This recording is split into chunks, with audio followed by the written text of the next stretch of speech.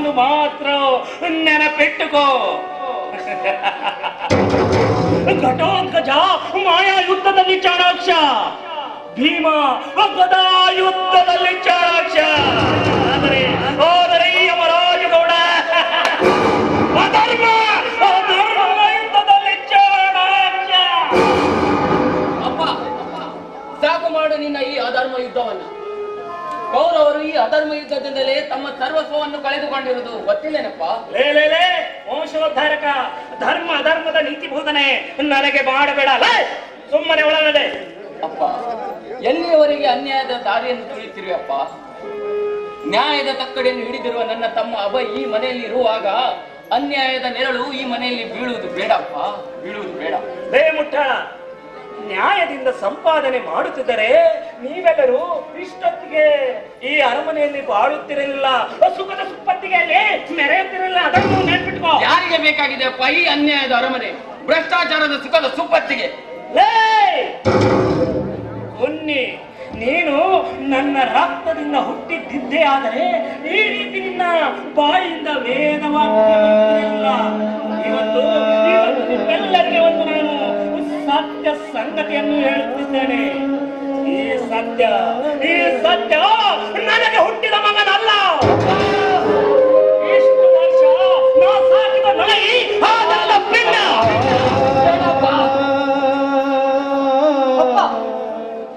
ಏನಂತ ಮಾತಾಡ್ತೀರ? ನಿಮ್ಮ ಮೈ ಮೇಲೆ ಜ್ಞಾನ ಇದೆ ತಾನೆ? ಏನಾಗಿದೆ ನಿಮಗೆ? ಹುಚ್ಚಿನ ಹಾಗೆ ಯಾಕೆ ವರ್ತನೆ ಮಾಡ್ತಾ ಇದ್ದೀರಾ? ಹೊರ ಹುಟ್ಟಿದ ಮಗನಿಗೆ ಈ ರೀತಿ ತುಚ್ಛವಾಗಿ ಮಾತಾಡೋದ ನನ್ನ ಅಣ್ಣನಿಗೆ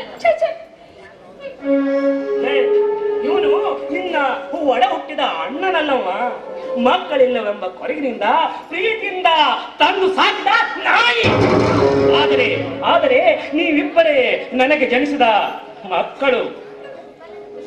ಅಪ್ಪ, ಈ ನಾಯಿಗೆ ನೀನು ಅಂದೇ ವಿಷವನ್ನು ಕೊಟ್ಟಿದ್ದರೆ ಸತ್ತು ಬಿಡುತ್ತಿದ್ದೆ. ಆದರೆ ಬೆಳೆದು ಇಷ್ಟು ದೊಡ್ಡವನಾದ ಮೇಲೆ ಈ ಸತ್ಯನಿಗೆ ಸತ್ಯವನ್ನು ಹೇಳಿ ನನ್ನನ್ನು ಜೀವಂತವಾಗಿ ಕೊಂದು ಬಿಟ್ಟಿಯಲ್ಲಪ್ಪ, ಜೀವಂತವಾಗಿ ಕೊಂದು. ಅಪ್ಪ, ಹಾಗನ್ನ ಬೇಡಪ್ಪ, ನಾನು ನಿನ್ನ ಮಗನೇನಪ್ಪ, ನಾನು ನಿನ್ನ ಮಗ ಅಪ್ಪ. ದಯವಿಟ್ಟು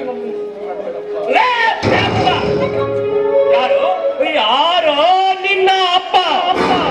ಈ ಯಮರಾಜ ಗೌಡನ ಪಾದ ಮುಟ್ಟುವ ಯೋಗ್ಯತೆ ನಿನಗಿಲ್ಲ. ಈ ಅರಮನೆಯಿಂದ ಹೊರಹೋಗು. ಇವನು ನಿನಗೆ ಮಗನಿಲ್ಲದಿರಬಹುದು, ಆದರೆ ನಮ್ಮಿಬ್ಬರಿಗೆ ಇವನು ಅಣ್ಣನೇ ಅಪ್ಪ, ಅಣ್ಣನೇ. ಸತ್ತಣ್ಣ, ಬೇಡಣ್ಣ. ಈ ಅನ್ಯಾಯದ ಅರಮನೆಯಲ್ಲಿ ಮೋಸ ಮಾಡೋದಕ್ಕಿಂತ ಎಲ್ಲಾದ್ರೂ ಗುಡಿಸಲು ಹೋಗಿ ಭಿಕ್ಷೆ ಬೇಡದ ಲೇಸು. ಇಲ್ಲೇ ಇರೋದು ಉತ್ತಮ ಅಲ್ಲ ಅಣ್ಣ, ಇರೋದು ಉತ್ತಮ ಅಲ್ಲ. ತಡೆಯೋಣ, ಹೋಗೋಣ. ಶಬಾಷ್ ಮಗಳೇ, ಶಬಾಷ್. ಇದ್ದ ಒಬ್ಬ ಮಗಳು ಸತ್ತು ಹೋಯಿತೆಂದು ತೊಳೆದು ತಣ್ಣೀರಿನ ಸ್ನಾನ ಮಾಡುತ್ತೇನೆ. ಬೇಡ ಕಣ್ಣಿ, ಹಠ ಮಾಡಬೇಡ. ನೀನು ಈ ಅಭಯ ಅಣ್ಣನೊಂದಿಗೆ ಈ ಮನೆಯಲ್ಲಿ ಸುಖವಾಗಿರು. ಅಣ್ಣ, ಬೇಡ ಅಣ್ಣ. ನಿನ್ನ ಮಗುವಿನ ಆಸರೆಯಿಂದ ಈ ತಂಗಿಯನ್ನ ದೂರ ಮಾಡ್ಬೇಕಣ್ಣ, ದಯವಿಟ್ಟು ದೂರ ಮಾಡ್ಬೇಡ ಅಣ್ಣ.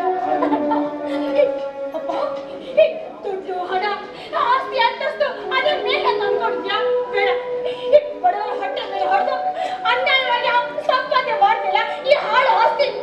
ಇದನ್ನು ತೆಗೆದುಕೊಂಡಂತ ಈ ಚಿನ್ನ, ಹಣ, ಆಸ್ತಿ, ಅಂತಸ್ತು ನಮ್ಗೆ ಯಾವ್ದು ಬೇಕಾಗಿಲ್ಲಪ್ಪ, ಯಾವ್ದು ಬೇಕಾಗಿಲ್ಲ.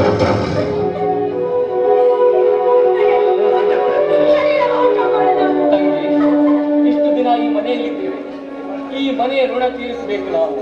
ನಡೆ, ಹೋಗೋ ಮೊದಲು ಅಪ್ಪನ ಆಶೀರ್ವಾದವನ್ನು ಪಡೆದುಕೊಂಡು.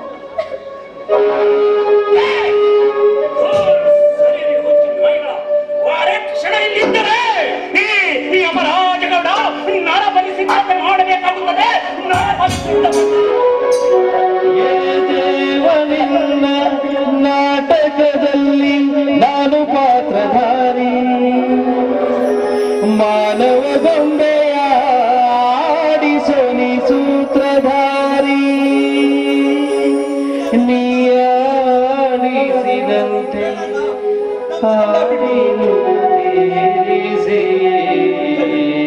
ಇಂಥ ನಿರ್ಧಾರ ತೆಗೆದುಕೊಂಡು ಮನೆ ಬಿಟ್ಟು ಹೋಗ್ಬೇಡ.